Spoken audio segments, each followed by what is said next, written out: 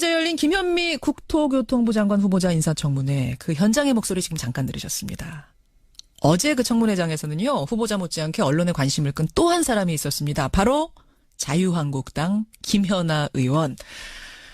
자유한국당 의원들은 청문회 내내 보훈 코드 인사, 5대 원칙 훼손 이런 문구가 적힌 종이를 노트북에 붙이고 일종의 피켓 시위를 했는데 김연아 의원은 동참하지 않았습니다. 이뿐만이 아니죠. 이낙연 국무총리 후보자 표결 때도 자유한국당 의원 전원이 집장최장을 했는데 김연아 의원만 홀로 남아서 찬성표 던졌던 거 여러분 기억하실 거예요.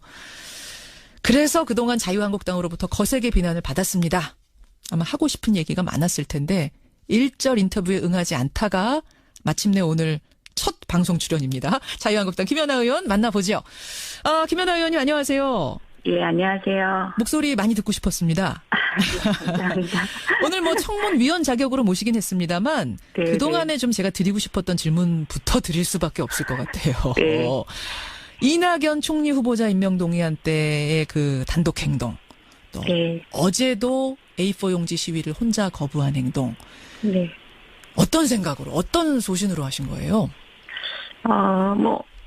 피켓시나 이런 것들은 지금까지 야당에서 많이 해오던 의사표시 방법 중에 하나였습니다. 그렇죠. 예, 그래서 새로울 건 아닌데요. 저는 이제 우리 정치가 좀 변해야 된다는 생각을 계속 하고 있습니다. 특히 최근 1년 동안 더 그런 생각이 드는데요. 일단 제가 속한 야당부터 그걸 해야 된다고 생각을 했고, 또 제가 힘이 없어서 저희 당 전체를 어떻게 하진 못하지만 저부터도 그걸 실천하고 싶어서 그렇게 했습니다. 그렇게 하면 당으로부터 거센 비난이 쏟아질 거란 걸 알면서도. 예. 알면서. 실제로 쏟아지죠. 지금 자유한국당은 굉장히 못마땅해합니다. 네. 아니 자유한국당 당적을 가지고 왜 바른정당 정책의총에 참석을 하고 또 당론에 어긋나게 행동하고 탈당하면 비례의원직 상실하니까 탈당도 안 하고 있는 거 아니냐. 아니 정치도의가 있다면 비례의원직 네. 던져버리고 스스로 탈당해라. 이런 얘기 하는데. 네.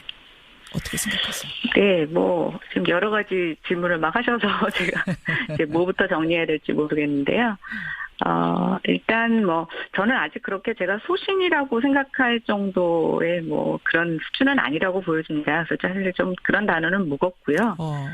다만 이제, 저는 정치인 이전에 국민이고 예. 또 정치인도 국민의 시각에서 봤을 때 상식적이어야 된다고 생각을 합니다. 그래서 물론 당에 대해서 배신을 했다면 저는 일부 수용할 수 있다라고 보여집니다. 그렇지만 예. 저는 여태까지 한 번도 국민을 배신한 적은 없다고 생각을 하고요. 또 국민이 바라보는 수준에서 정치인의 상식적인 행동을 벗어났지는 않다고 생각을 합니다. 국민의 상식을 벗어난 적 없고 국민을 배신한 적 없다 이런 말씀. 네. 근데 지금 이제 그렇다면 네. 이 당과 당의 그 어떤 당론이 맞지 않는다면 버리고 나가라. 의원직이라도 던지고 다른 당으로 가라라는 자유한국당 주문에 대해서는 어떻게 답하시겠어요? 저는 반대로 묻고 싶은데요. 제가 당에 맞지 않으면 당에서 쫓아내주셔도 됩니다. 출당시켜달라 제발 이게 지금 계속 요구하시는 거죠? 예, 맞습니다. 사실은 이제 비례의원직은 여러분 잘 아시겠지만 출당이 되면 의원직을 유지합니다만 스스로 탈당을 하면 의원직을 박탈당하게 되죠. 출당을 시켜줄까요, 자유한국당이? 쉽지는 않을 거라고 보여지는데요. 저는 저에게 주어진 4년을 앞으로 더 정치를 오래 하기 위해서 어떤 분들은 그러기 위해서 던지고 나가라고 말씀하시는데 주어진 임기를 제대로 채우지 못하면서 그 이후를 고민하는 거는 바람직하지 않다고 보고 있고요. 또 지금의 어떤 야당이 사실상 많은 변화와 개혁이 필요한 상태에서 예. 제가 힘이 미약하지만 좀 새로운 야당의 모습을 보여줄 수 있는 역할을 할 수 있다면 예. 저는 제가 제 임기를 채우는 것이 충분히 의미 있다라고 보여집니다. 그래서 출당을 시켜주고 안 해주고의 문제가 아니라 예. 제가 지금 속한 이곳에서 어떤 것을 하느냐가 더 중요하다고 생각해서요. 이제는 별로 그런 것을 연연하지 않습니다. 연연하지 않아. 그러면 앞으로 남은 임기 3년 정도 되죠? 네, 그렇습니다. 자유한국당이 출당시켜주지 않으면 이대로 그냥 쭉 가실 생각이세요? 예, 그래야죠. 예. 그럴 각오를 하고 계시군요. 네. 근데 이 질문 좀 어떨지 모르겠습니다. 사실상 당에서는 지금 왕따 되신 거 아니에요? 힘들지 않으세요? 견디기? 예, 당 안에서는 솔직히, 그러니까 당이 주는 편익들이 많이 있을 수가 있는데, 그런 부분으로부터 많이 소외되어 있어서 사실 그 부분은 굉장히 힘든 부분입니다. 근데 제가 이제 이런 과정을 거치면서 새롭게 또 얻은 하나, 수확도 있는데요. 어떤 건가요? 그것은 지금의 여당, 또 바른정당, 또 국민의당, 정의당의 아울까지 다른 정당 의원들께서 굉장히 많이 도와주세요. 그래요. 그래서 결국 국회라는 게 같은 정당 안에서의 의원들의 도움도 필요하지만 예. 다른 당의 의원들의 도움도 굉장히 많이 필요합니다. 그래서 한쪽이 모자란 대신 또 다른 쪽으로 채워가고 있어서 제가 맡은 분야에서의 입법 활동을 하는 데는 예. 또 새로운 힘이 생길 것 같습니다. 근데 당에서 지금 이런저런 압박들 중에 어떤 압박을 하고 있냐면 상임위를 바꾸라. 이걸 이제 네. 사보임 조치라고 하는데 국토교통위 소속이신데 이걸 보건복지위로 이미 사보임 신청서는 제출이 됐고 정세균 국회의장이 도장을 찍지 않아서 지금 막혀 있는 상황? 거기까지 가 네. 있는 거죠? 예, 원래 이제 그 상임위는 2년 임기가 보장이 되어 있는 거고요. 예. 중간에 이제 변동 사유가 생길 때는 본인의 동의를 얻어서 이제 바꿀 수가 있습니다. 그렇죠. 근데 일단 저의 경우에는 2년 임기가 다 되지도 않은 상태에서 또 특별한 사유가 없이 국회의장님한테 사보임 신청서가 올라갔고요. 예. 중요한 건 저에게 전혀 통지를 하지 않았다는 거죠. 그래서 제가 지난번에 그거에 대한 부당성에 대해서 기자회견을 한 번 한 적이 있고요. 예. 이것을 또 제가 국회의장님한테도 충분히 설명드리려고 했더니 아직 국회의장님께서 사인을 해주지 않으셔서 예, 예. 어제 그 덕에 이제 국토교통위에 장관 후보자 인사청문회까지 하게 되었습니다. 혹시라도 만약에 사보임 조치가 정말 내려지면 어떻게 하실 생각이세요? 글쎄요. 또 그건 그때 가서 고민해 보겠습니다. 사실은 우리 정치사에서 김연아 의원 같은 분 또 이런 상황이 없었습니다. 때문에 좀 갑론을박이 있습니다. 이당 A당 소속이면서 B당의 정책의총에 참석을 한다든지 뭐 이쪽 당론에 전혀 따르지 않는다든지 이런 것을 두고 갑론을박. 소신이냐 배신이냐 스스로 뭐라고 답하시겠습니까? 저는 아까 말씀드린 것처럼 아직 소신을 이야기하기에는 충분히 훈련받지 못한 정치인이라고 생각이 되고요. 다시 한번 말씀드리지만 국민의 시각에서 정치인이 이래야 한다는 어떤 상식적인 것, 그래서 그 상식이 조금 쌓이면 소신이라고 생각이 되고요. 배신에 대해서 말씀드리자면 당에 대해서 일부 배신을 했다는 비판에 대해서도 일부 수용할 수 있지만 저는 전적으로는 아니라고 보여지고 예. 다만 저는 한 번도 국민을 배신한 적은 없다고 생각합니다. 한 번도 국민을 배신한 적은 없다. 이런 말씀. 지금 문자도 지지하는 문자, 화이팅 문자 많이 들어오는데요, 김연아 의원님. 네, 감사합니다. 자, 자유한국당 김연아 의원 만나고 있습니다. 전공 분야 얘기를 좀 해보죠. 어제 네. 건설교통부 장관 후보자 김현미 후보자 인사청문회 총평 어떻게 보셨어요? 일단 어제 청문회 자체가 충분한 검증을 했다고는 보지 못하겠습니다. 일단 여당의 질문은 너무 방어적이었고 좀 정책 홍보적이었고요. 야당 역시 그 논문 표절 이외에는 예리한 정책 검증을 하지는 못했다고 보여집니다.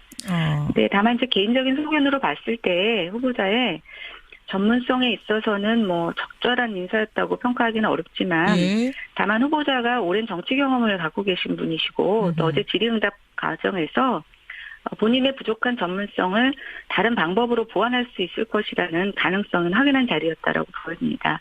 좀 아쉬웠던 건 예. 어제 논문 표절 얘기가 좀 있었는데요. 그랬죠. 저는 그 연령대에서 흔히 일어날 수 있는 잘못이라고 보여집니다. 근데 다만 우리가 어떤 무결점의 인간을 이렇게 발탁하는 게 아니기 때문에 예. 인정을 하고 앞으로 그렇지 않겠다라는 의사 표명을 해주셨으면 더 좋았을 텐데 계속 표절을 부족한 논문이라고 좀 비껴서 답변하신 것이 좀 답답했습니다. 그래서 오히려 그렇게 말하시는 것에 대해서 국민들이 앞으로 장관의 말씀에 신뢰를 가질 수 있을까? 이게 조금 아쉬운 점이었습니다. 지금 근데 자유한국당은 뭐라고 하냐면요. 전문성 없는 코드 인사고 논문 표절 문제로 도덕성에도 문제가 있다. 자진 사퇴하라라는 입장이 나왔습니다. 그러면 또 김연아 의원은 다른 생각하시는 거네요.